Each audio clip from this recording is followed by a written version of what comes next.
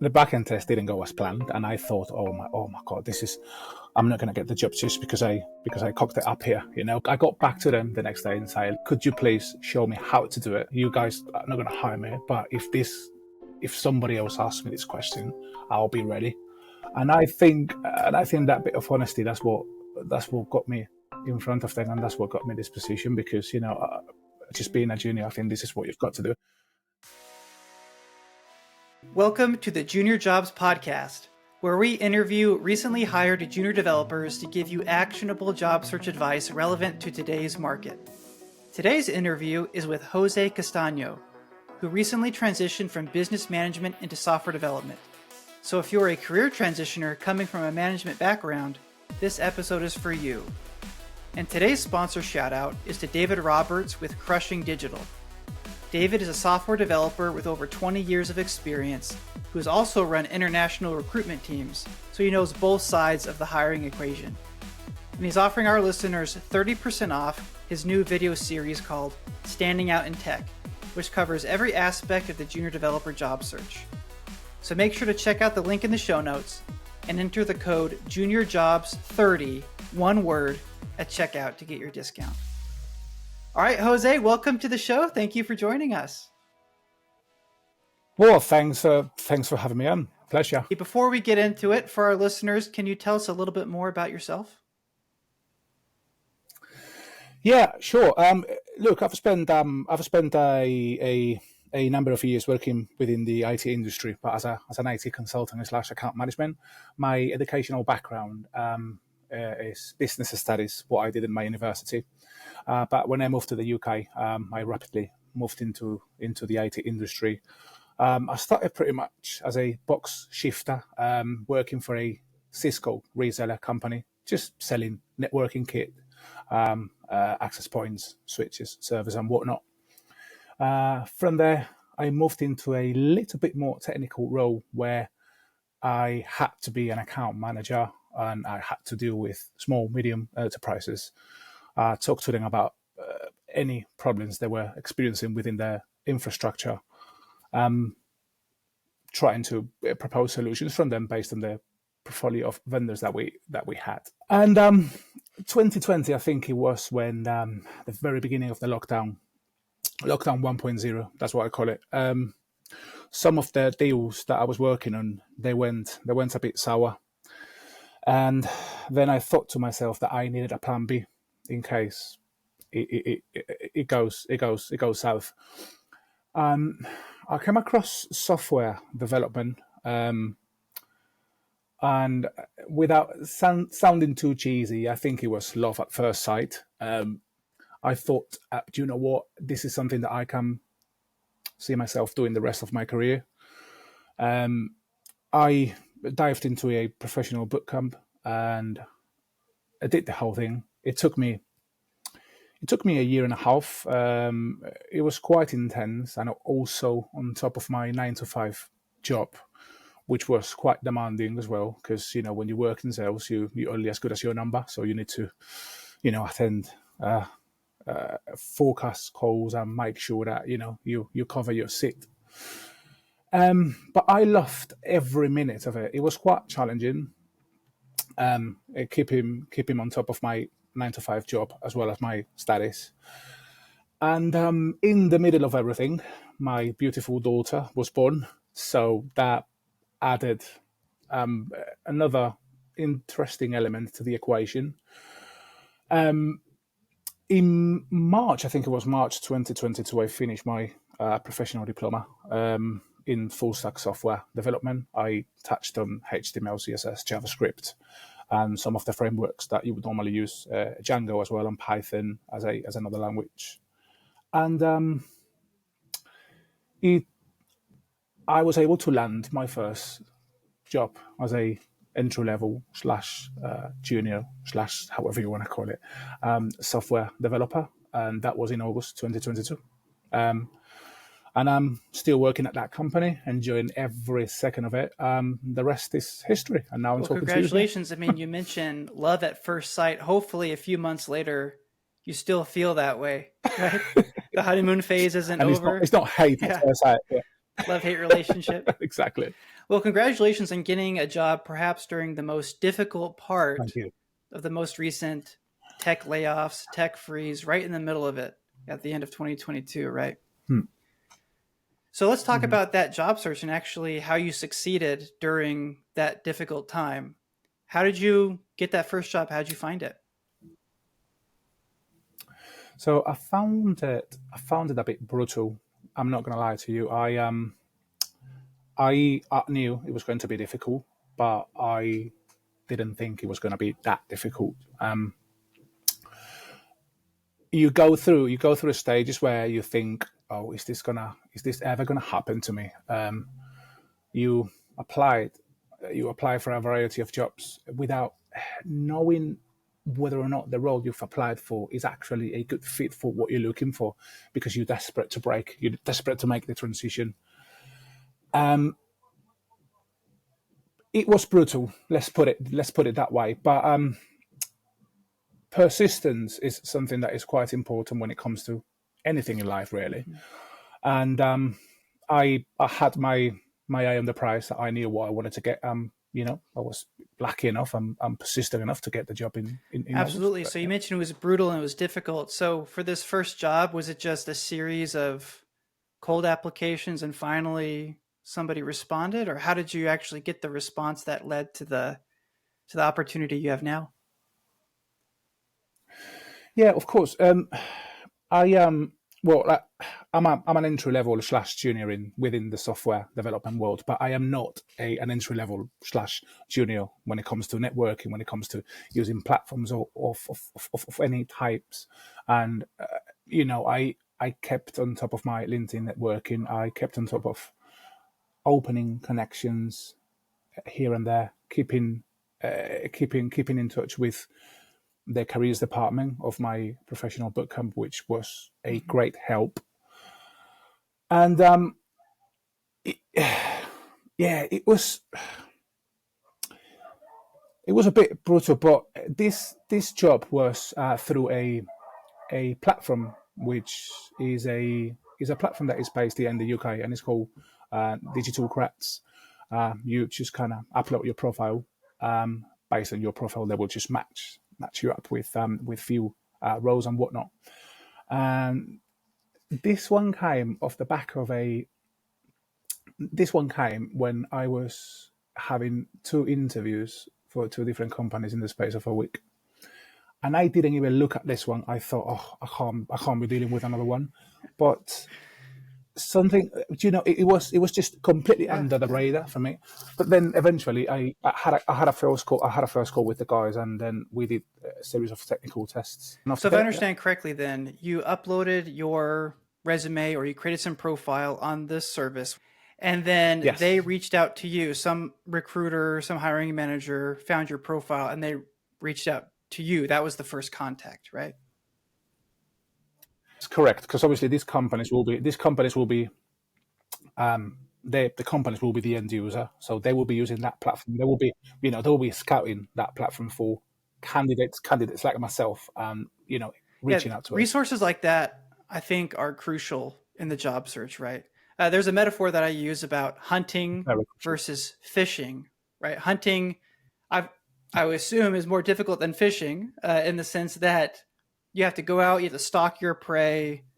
It's typically bigger game, and that's like trying to submit your resumes to all these different openings, right? You're actively going out and trying to find these roles.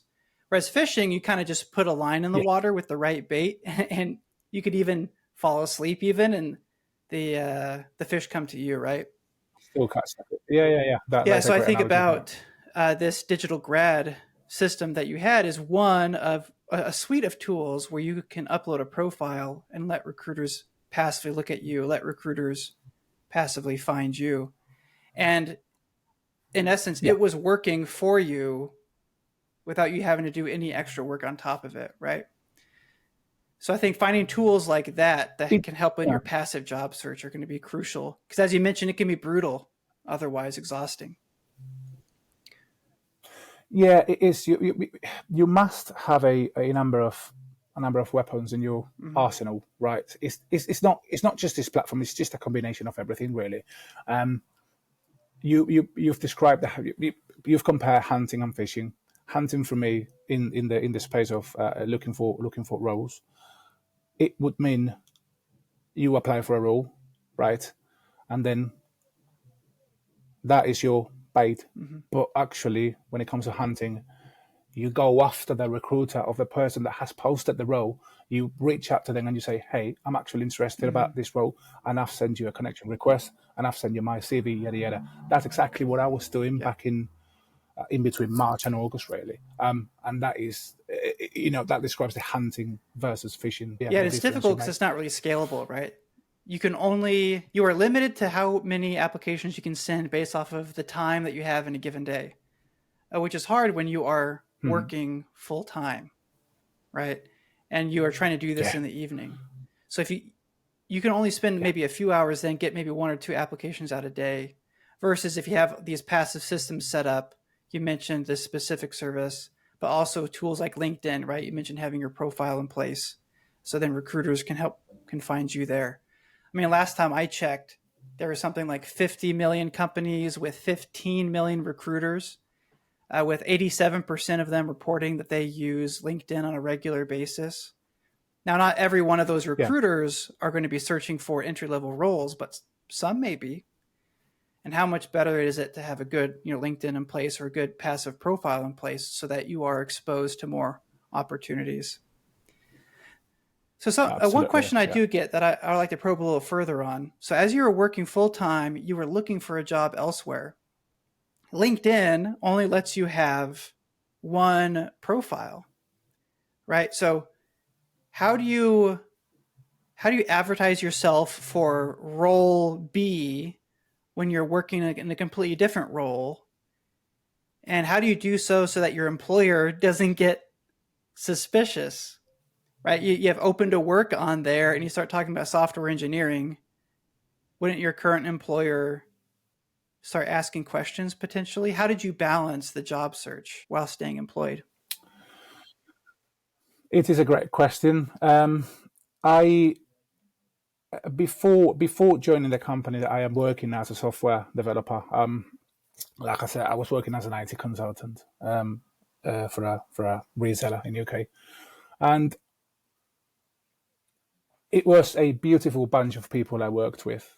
And had I had the chance to do software development in that company, I wouldn't have left, because it was a great bunch of individuals that really helped me with everything. So I disclosed the fact that I was gonna jump into a software engineering a professional boot camp, and now I think for us, for both parties, myself and the company that I worked for, that was kind of, well, you know what, this is what he wants to do. Is a field that is really worth exploring, and they had the feeling that give it a couple of years and Jose will be saying goodbye Mm-hmm. to us. And but yeah, I think every professional relationship with your employer is completely different. I was blessed with that relationship I had with my previous company, so I was able to disclose the fact that I was jumping on software engineering as a adding that portfolio of skills. I didn't have to go through, oh, my employer's not gonna. I don't want my employer to find out, because I think we were transparent enough to. Yeah, well, you Yeah. mentioned the grind, how difficult it was. I imagine, peak of the pandemic wasn't really a great time to be in IT sales either. So there's that element of stress on top of everything. But I think you're bringing up a great point. Yeah. A lot of people are afraid of talking about their dreams and their visions, their passions at work. They're afraid of what their employer is going to do, or being perceived as maybe not being loyal, etc. But I personally know, and you even talked about this company that you were at before, most people are generally very open and accepting of trying to support you in your personal goals. If there had been an opening, you would have gotten it, right? Just because you were open and you were talking about it. I know plenty of people at my current job who start off in help desk or in QA Mhm. and then transitioned Okay. to working as a software engineer.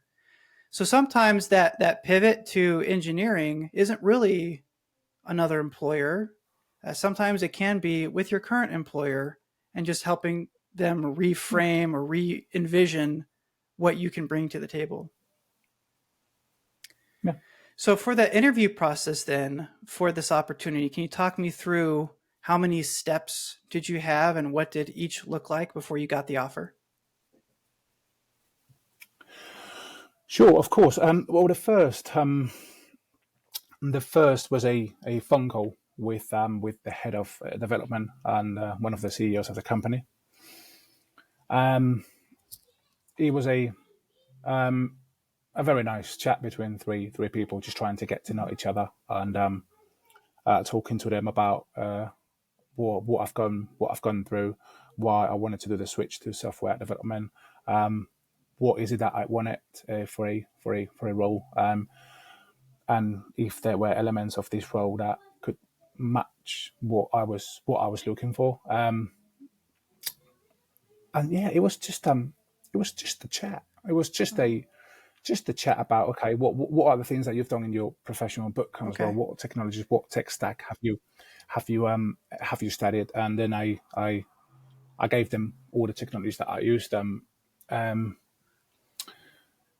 And after that, there was a technical test which was sent to me. The first thing was a couple of technical tests really. So one of them was front end and the other one was back end.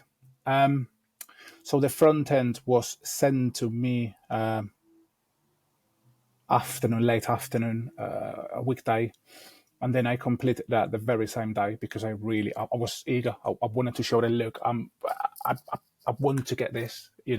This is my eagerness, my willingness to get this, and so I sent that over. They came back to me 2 days after because they were just up to their eyeballs doing stuff and whatnot, and they said to me, look, it is impressive. So and that was great. That got me that got me the foot in the door. I kind of recreated a piece of their website. They sent it to me and that, look, just abuse whatever you want just to kind of recreate it. And then I used HTML, CSS, and Bootstrap, and then I did my thing and sent it over. And actually, it was great. It was a great piece of work. And then there was a third phone call to do the back end test. So because they obviously wanted to see me actually coding, and there was a couple of exercises. One of them was the fist bus, which is quite common within the interviewing world. The other one was the Fibonacci series. Yeah, I mean, I can go a little bit more into detail of That's good. how Yeah, I I'm did it. I'm less interested in the specific how you solve the challenge. We can Google that, right? But I think it's interesting about your journey is, and what I call out for our listeners is that it sounds like there was a technical screen, which you can typically expect for most interviews. You're going to have a non-technical Yep. recruiter making sure that you check off the boxes on the job opening that the hiring manager gave them, which you passed. So typically, your second interview will be some sort of coding assessment. And you were perhaps a little Yeah. unlucky in the sense that you had to do two. Most companies will ask for either a take Yeah. home assignment or like a live coding exercise, which sounded like you had to do both. So three total. And did you get an offer after that, or were there any interviews after your last back end coding exercise? No, I got the offer. Okay. I mean, the back end test didn't go as planned, and I thought, oh my god, I'm not going to get the job just because I cocked it up Mm-hmm. here, but the first bus I was able to do it through Python, but lots of attempts, and with their help, they Yeah. were actually just happy to help me. They said, just feel free to Google everything, but I didn't want to Google anything. I just wanted to, just break my brains and try to get it done by myself. And then the Fibonacci was sent to me because we ran out Okay. of time, literally. And they look, just get it sent the next day. And then I got back to them the next day and said, look, I could have Googled Yeah. this. I haven't done it because I couldn't do it by myself. But could you please show me how to do it? So hypothetically speaking, you guys are not going to hire me, but if somebody else asks me this question, I'll be ready. And I think that bit of honesty, that's what got me in front of them, and that's what got me this position, because I think it was the right thing to do, and I wanted him to show me. So yeah, some of the things that I think the message that I'm trying to get across is I want to, I'm up for anything and everything within just being a junior. I think this is what you've got to do. I love that example because oftentimes it's less about if you get the answer right, and it's more about how you approach the problem. Right? They want to see how you think. So are you asking questions while you're talking? Is your thought process logical? Are you asking questions about edge cases? Are you covering and adding test cases? Are you honest and asking for feedback? Right? Are you getting defensive and argumentative? Right? So you're not the only one who has quote unquote failed the technical interview. Right? Not passed, not gotten the answer, but still got the offer because they were impressed with how you approached it. Yeah, I agree with you. I think for me the important piece for me was the front end, because it was a pristine piece of work, and then with the back end I had my difficulties, but I was able to come clean and ask them, please show me how to do this and show me how I can approach this. Well, those are some great principles that we haven't discussed before that I think are going to be crucial for developers understanding how they can stand out and how they can respond successfully in difficult circumstances. Yeah, so thank you, Jose, for joining us. This was a great conversation. Really appreciated the insights. And that's all the time we have for today. So thank you all that are listening, and we will catch you all next time. Thanks for tuning in to the Junior Jobs Podcast. We hope you found today's interview helpful as you navigate your own job search in tech. If you enjoyed the show, please remember to like and subscribe, as that helps us reach more developers in need. And don't forget to check the show notes for details on today's sponsor and other job search services that we provide. Thanks for listening, and have a great day.